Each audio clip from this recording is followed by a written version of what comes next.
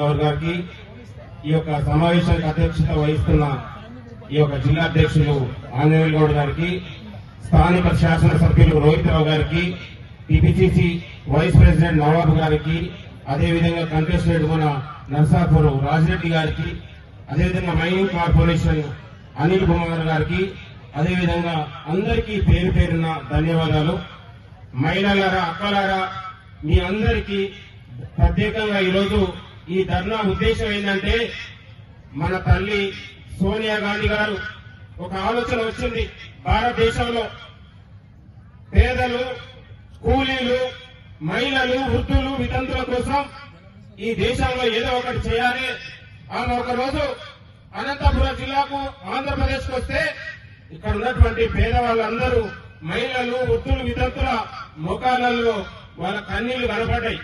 ఈ మహిళలకు ఏదో ఒకటి చేయాలనే ఆలోచనతోని సంవత్సరానికి 100 రోజుల పథకాన్ని అమలు పరిస్తే ఈ రైతు కూలీలు, ఈ వృద్ధుల, వితంతుల జీవితాల్లో కాస్త వెలుగులు చూడొచ్చనే ఒక ఆలోచనతోని అనంతపురం జిల్లాలో మన గుండపల్లి అనే గ్రామంలో రైతు కూలీల ఈ యొక్క మహాత్మా గాంధీ పథకాన్ని 2006 ఫిబ్రవరి 2న ఈ పథకాన్ని ప్రారంభించి లక్షలాది మంది మహిళల జీవితాల్లో వెలుగులు నింపినటువంటి ఘనత ఆనాడు కాంగ్రెస్ ప్రభుత్వంది అనే విషయాన్ని గుర్తుపెట్టుకోవాలి.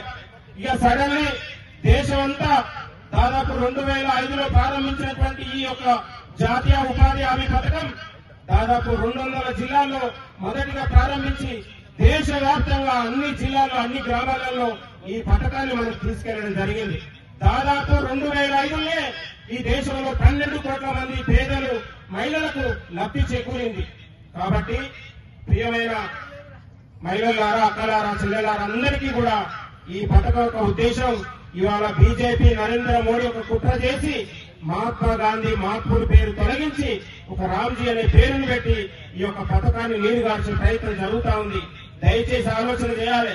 ఎందుకు ఆలోచన చేయాలంటే, రోజు మహిళలందరూ ఇవాళ థంబ్నెయిల్ పెట్టాలి, ఇవాళ మొత్తం కూడా హై టెస్ట్ పెట్టాలి.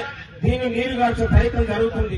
రాష్ట్రాల పైన భారం వేసి ఈ యొక్క జాతీయ ఉపాధి హామీ పథకాన్ని నీరుగార్చే ప్రయత్నం జరుగుతా ఉంది.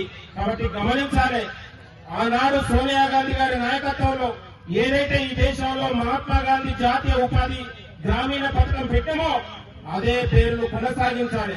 మహాత్ముడి పేరును తొలగిస్తే, ఈ పథకాన్ని నీరుగారిస్తే ఈ దేశంలో ఉన్నటువంటి మహిళలు, వృద్ధులు, వితంతులు ఒక్కటే ఏకతాటిగా లక్షలాది మంది ఒకటై ఈ బీజేపీ కేంద్ర ప్రభుత్వం పైన పెద్ద ఎత్తున మనందరం కూడా పోరాడాలని మీ అందరికీ చేతులు జోడించి నమస్కారం చేస్తూ, మహాత్మా గాంధీ పేరును ఎట్టి పరిస్థితుల్లో జాతీయ ఉపాధి హామీ పథకం పైన ఇవాళ తీసివేస్తే మాత్రం ఇవాళ తెలంగాణతో పాటు దేశవ్యాప్తంగా మహిళలందరం కూడా పెద్ద ఎత్తున మనం పోరాడాలని మీ అందరికీ చేతులు జోడించి నమస్కారం తెలియజేస్తాను. Thank you. నమస్తే.